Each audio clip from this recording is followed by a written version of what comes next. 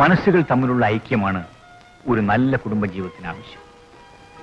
എന്റെ ശബ്ദത്തിന് മീതെ അമ്മിണിക്കുട്ടിയുടെ ശബ്ദമോ അമ്മിണിക്കുട്ടിയുടെ ശബ്ദത്തിന് മീതെ എന്റെ ശബ്ദമോ ഉയരാൻ പാടില്ല. നമുക്ക് രണ്ടുപേർക്കും ഒരേ ഒരു ശബ്ദം മതി.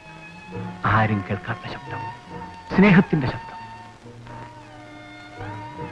അങ്ങയുടെ ശബ്ദത്തിന് മീതെ ഞാൻ സ്വരം ഉയർത്തുന്നത് പോട്ടെ, എനിക്ക് അങ്ങയുടെ മുഖത്തൊന്ന് സൂക്ഷിച്ചു നോക്കാൻ പോലും പറ്റില്ല.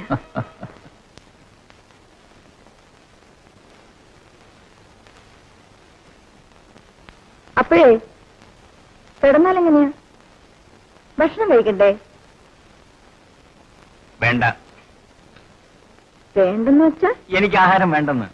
ഓ പിന്നെ ആഹാരം വേണ്ടെന്ന് പറഞ്ഞാൽ എങ്ങനെയാ? പട്ടിണി കിടക്കാൻ ഞങ്ങൾ സമ്മതിക്കൂ?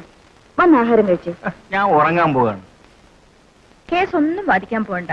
ഞാൻ ചുമ്മാ തമാശ പറഞ്ഞല്ലേ. കേസ് വാദിക്കാതെ തന്നെ ജീവിക്കാനുള്ള വക എന്റെ അച്ഛൻ ഉണ്ടാക്കിയിട്ടുണ്ടല്ലോ. അത് മാത്രം പറയരുത്. നിന്റെ വീട്ടിൽ നിന്ന് കൊണ്ടുവന്ന് ഒന്നും വിളിച്ചിരിക്കേണ്ട കാര്യം എനിക്കില്ല. എനിക്ക് സ്വന്തമായി